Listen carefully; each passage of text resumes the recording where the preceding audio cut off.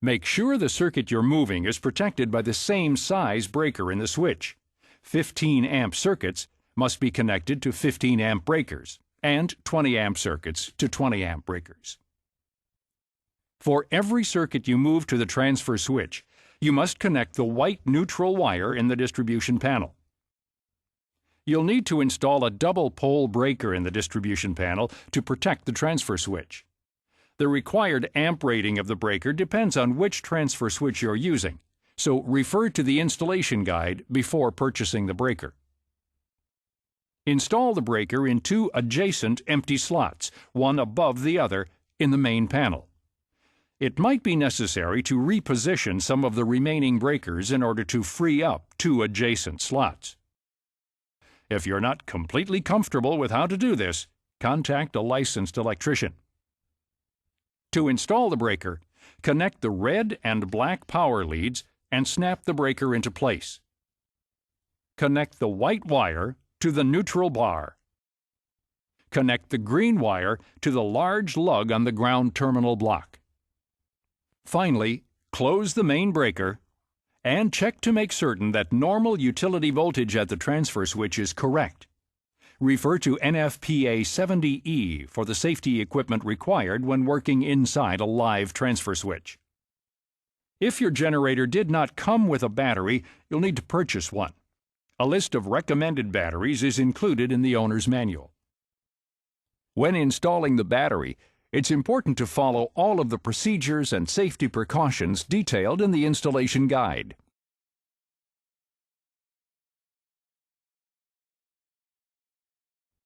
Now it's time to conduct some operational tests to make sure everything is working properly. First, open the generator's main circuit breaker and put the mode switch in the off position. Shut off utility power at the distribution panel. And open all of the emergency circuit breakers in the transfer switch. Locate the transfer handle and insert the metal end into the slot in the main contactor assembly.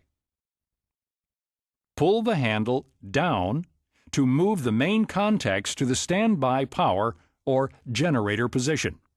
Never operate the transfer switch manually when loads are connected. Put the generator's mode switch in manual and wait for the engine to start. Allow the engine to warm up, then switch the generator's main circuit breaker to the on position. The generator is now supplying electricity to the transfer switch, but is not carrying any load. Using a multimeter, check to be sure that voltage and frequency from the generator is correct. If line-to-line voltage is not 240, refer to the installation guide for the proper adjustment procedure. If neutral-to-line voltage is not 120, check the neutral connection between the generator and the transfer switch. Switch the generator's main breaker off and put the mode switch in the off position to shut down the generator. Next, make sure the double-pole circuit breaker you installed in the main panel is in the off position. Use the transfer handle to move the main contacts in the transfer switch to the up or utility position. Now close the double-pole breaker in the distribution panel by switching it to on. Next, switch the generator's main breaker to the on position and put the mode switch in auto. Open the main breaker in the distribution panel to shut off utility power. The generator should start, and, after the appropriate delay, transfer power to the generator. Close the main service breaker and make sure that power transfers back to the utility. After the generator has shut down, open the main breaker again to shut off the utility. When the generator is running and is supplying power to the transfer switch, close the breakers in the transfer switch one at a time until the generator has accepted the entire load. With the generator carrying the entire emergency load, recheck gas pressure to verify that it's at the same level it was before you started the generator. Close the main breaker. After a few seconds, the transfer switch will restore utility power. The generator will continue to run to allow the engine to cool down, then shut itself off. Now unhook the gas meter and reinstall the port plug on the regulator. If everything worked properly, the system is now ready for automatic operation. Shut off utility power one last time. The generator should start. And after the appropriate delay, the entire load should transfer to the generator. Close the main breaker and make sure the transfer switch restores utility power to the home.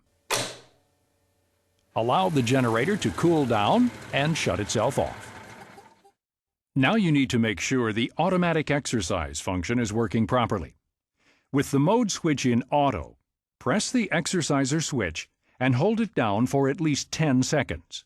Then release. The generator should start automatically within a few seconds. The generator will run for about 12 minutes and then shut itself down.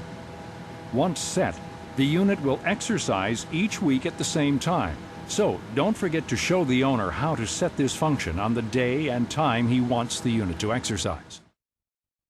If the battery is ever disconnected for any reason, the exercise time will have to be reset.